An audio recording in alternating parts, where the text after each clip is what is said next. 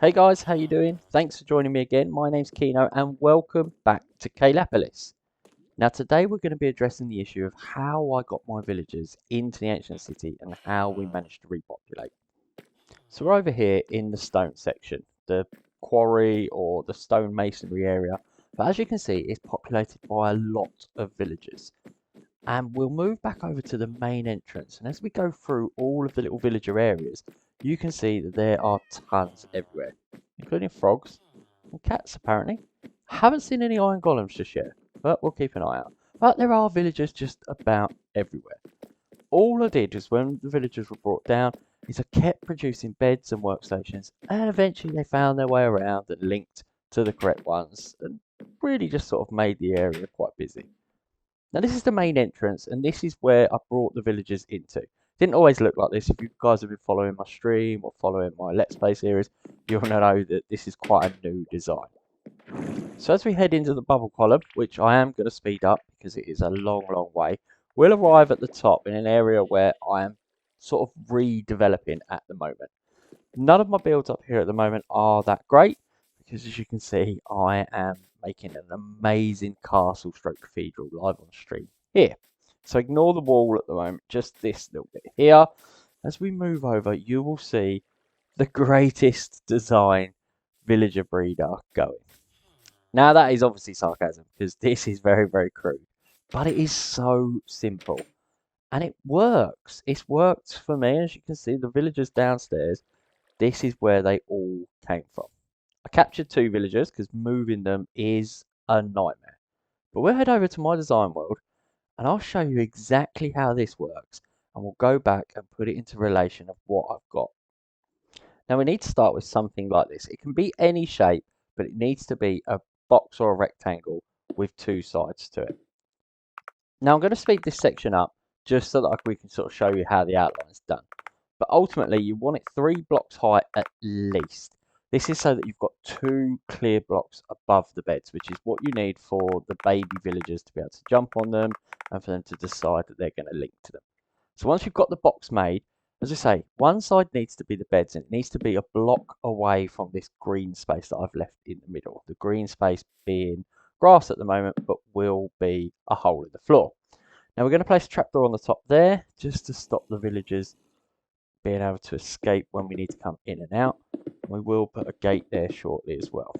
Once we cover the top, we make it a box. This is completely safe and completely mob proof then, and we can just use it as and when we need. As I say, this is a crude design. You can change it and adjust it to absolutely anything you need.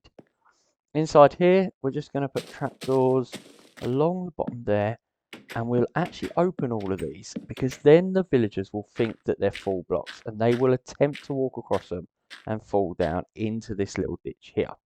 Once they're down in the ditch, we can then go through the painstaking task of trying to move these villagers, which I'll show you a couple of ways that we can try, hopefully, when this is done.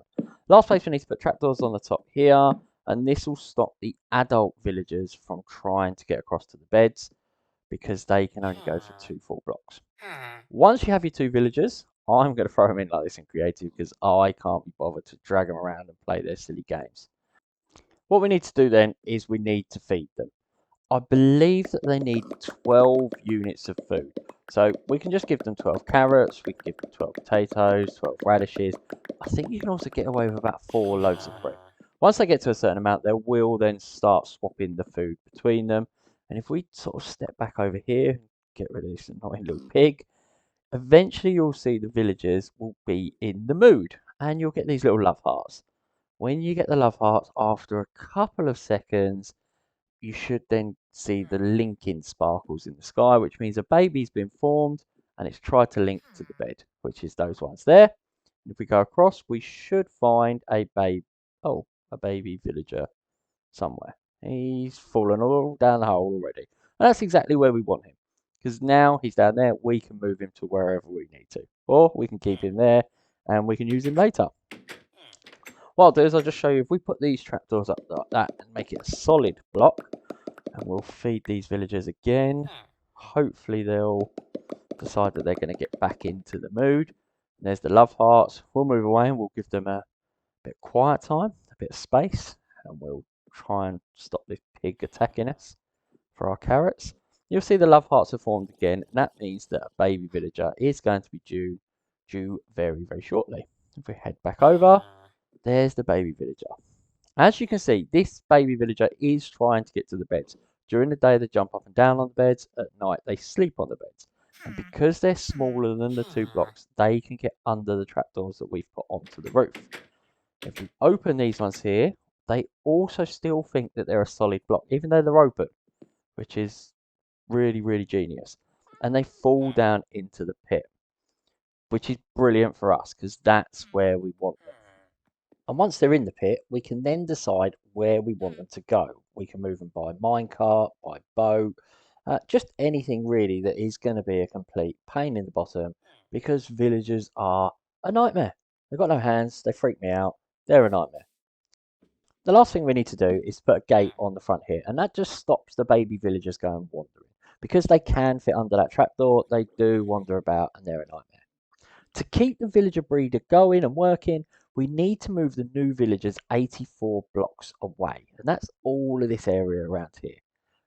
If there are any villagers in that area, they will link to the beds, and that will stop our villagers from getting in the mood and producing new villagers. The easiest way to do this is just to convert this pit like I've done here. And if we drop down, this is approximately 100 or so blocks. And down the bottom, we've just put a water pit, and all of our villagers can drop down here. They're nice and safe in the water, and they're here for when we need them.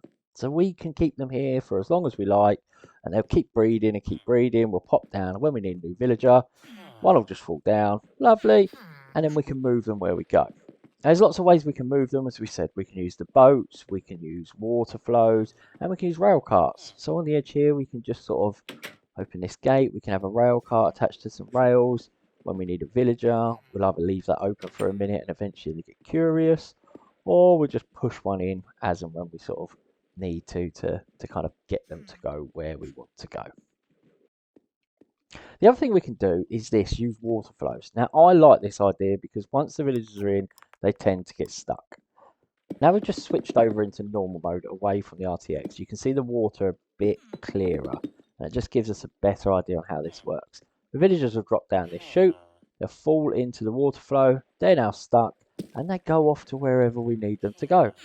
They'll just keep continuously falling down, or not. They'll keep continuously falling down and go off to the land wherever you want them. And these pits don't even need to be that deep. As long as they're deep enough so the villager can't get out, once the baby villager jumps in, they're trapped and they're off to wherever you need them. This one here, I've just used a quick water source. As you can see, we can make it go as far and as wide as we want to and take them off to wherever we need them to go. And that really is it.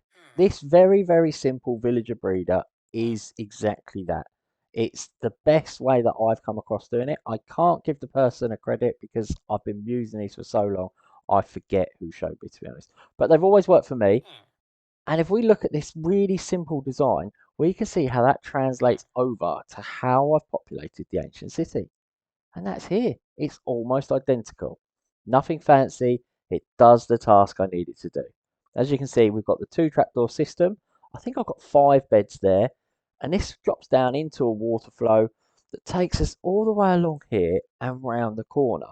And it brings us out at my bubble column where I drop into the ancient city.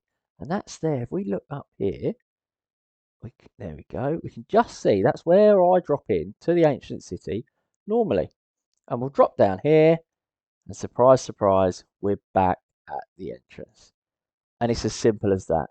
That really simple villager breeder works perfectly to populate this ancient city. Now you can expand on this and you can go into detail about putting in workstations at either end so that you can get specific job sites and specific villages and specific trades. But that's a lot more complicated and further down the line. We can look at that later should we need to.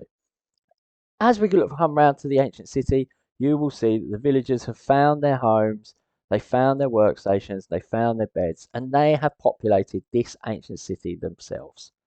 And as you can see from here, they are everywhere. I don't know exactly how many there are, but there's definitely a few to keep it lively over here now. and certainly upset the warden. And that's the ancient city and how we populated it. And I think that's probably going to be the last series for a little while on the ancient city. So we will pop down here again on our Let's Play series. But for the time being, build like no one's watching, and I'll catch up with you guys soon.